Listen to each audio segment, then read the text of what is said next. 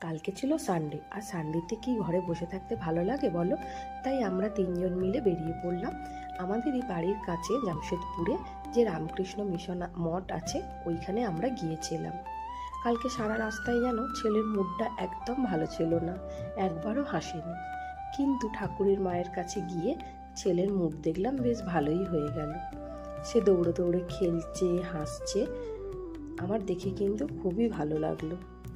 আর এইখানেই হলো আমাদের এই ফটো ঠাকুর মা স্বামীজির, যাকে পূজিত হয় এখানে। আর এই হলটা হলো জামশেদপুর মঠের, যেখানে জপ, ধ্যান, আরতি এই সমস্ত হয়। ভীষণ শান্তি লাগে এই পরিবেশটায় এলে না, এত মনে শান্তি লাগে, মনে হয় বসেই থাকি কিছুক্ষণ।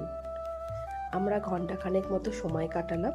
সময় কাটানোর পরে পাশে আরও একটা ঠাকুরমা স্বামীজির মূর্তি আছে, এইখানেও দেখে ছেলের কি হাসি মুখে।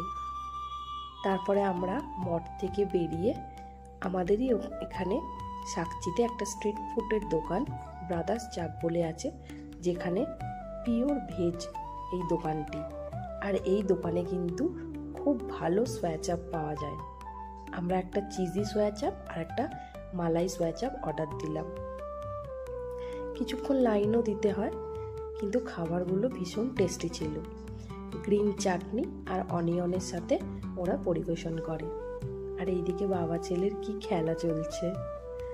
যেহেতু আমি ভিডিও করি তাই আমাকে খুব কমই দেখা যায়। অর্ডার দেওয়ার পরে আমাদের রেসিপিগুলো এসে গেল। আমরা বাচ্চা নিয়ে তো দাঁড়িয়ে খাওয়া যাবে না, তাই গিয়ে গাড়ির মধ্যে খাবারগুলো খেয়ে নিলাম। এইভাবেই আমার সানডেটা কাটলো। এবার আমাদের বাড়ি ফেরার পালা। চলুন, টাটা।